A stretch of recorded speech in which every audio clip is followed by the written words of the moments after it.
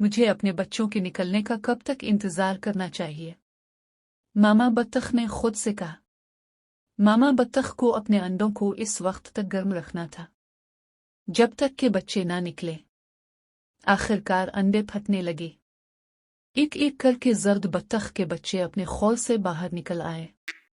उन्होंने अपने पैरों को हिलाया और कहा, क्वीक क्विक, तुम सब खुद को देखो। मामा बत्तख ने खुशी से कहा, अब सब बहुत प्यारे हैं। Quack quack. बच्चे खुश हो गए। मामा बत्तख ने कहा, आओ और लाइन बना लो, हम आपकी पहली तैराकी के लिए झील में जाएंगे। इसने गिनती की, 1 2 3 4 5। मेरे 6 बच्चे होने चाहिए। लेकिन एक बड़ा अंडा अभी तक घोंसले में था। मामा बत्तख ने कहा, ऐसा लगता है कि इस बड़े अंडे में ज्यादा वक्त लगेगा। इसलिए उसे दोबारा अपने घोंसले पर बैठकर कुछ और इंतजार करना पड़ा। अगले दिन बड़ा अंडा निकलना शुरू हो गया। बाहर एक परिंदे का बच्चा निकला। लेकिन अगर कोई ऐसा कहे तो ये एक अजीब सी बात थी। ये बत्तख का बच्चा दूसरों से बहुत बड़ा था। वो बिल्कुल भी पीला नहीं था। ये सर से लेकर पांव तक गहरा सुरमई था। वो अंडे से निकलकर एक मुज़हका खेज हलचल के साथ चल पड़ा। एक पीले रंग की बत्तख ने इशारा किया। वो क्या है? वो हम में से नहीं हो सकता। मैंने इतना बदसूरत बत्तख का बच्चा नहीं देखा। तुम ऐसी बात कैसे कह सकते हो? मामा बत्तख ने सख्त आवाज में कहा। तुम सब सिर्फ एक दिन के हो। आपका भाई आपकी तरह इसी घोंसले से निकला है। अब सफ बंदी करें। हम आपकी पहली तैराकी के लिए झील पर जाएंगे। बत्तख के दूसरे बच्चे चढ़कर बोले, बदसूरत बदसूरत। बदसूरत बत्तख को नहीं मालूम था कि दूसरे बत्तख के बच्चे इस पर क्यों चीख रहे हैं। इसने लाइन में आखिरी जगह ले ली। हर पीली बत्तख दरिया में छलांग लगाकर मामा बत्तख के पीछे तैरने लगी। जब उसकी बारी आई तो बदसूरत बत्तख ने छलांग लगाई और तैरने लगी। कम अज कम वो तैर सकता है, मामा बत्तख ने खुद से कहा। जब वो पानी छोड़कर खेलने लगे तो बदसूरत बत्तख ने अपने भाइयों और बहनों के साथ खेलने की कोशिश की। इन्होंने चीख कर कहा, चले जाओ, हम आपके साथ नहीं खेलेंगे।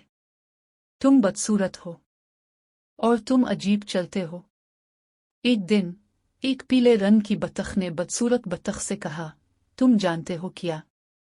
अगर आप यहाँ से चले गए तो आप हम पर बड़ा एहसान करेंगे। सब ने बड़बड़ाना शुरू कर दिया, निकल जाओ, बाहर निकल जाओ, बाहर निकलो। वो मुझे यहाँ क्यों नहीं रहने देते? बदसूरत बत्तख ने अपने आप से कहा। इसने अपना सर नीचे की तरफ लटका दिया। आह, वो सही है, मुझे जाना चाहिए। इस रात बदसूरत बत्तख खेतों की बाड़ के ऊपर से उड़ गई। वो उड़ता रहा यहाँ तक कि वो झील की दूसरी तरफ उतर गया। वहां उसकी मुलाकात 2 बड़ी हुई बत्तखों से हुई। क्या मैं थोड़ी देर यहाँ रह सकता हूँ? बदसूरत बत्तख ने कहा। मेरे पास कोई और जगह नहीं है। हमें क्या परवाह है? बत्तखों में से एक ने कहा। बस हमारे रास्ते में मत आना।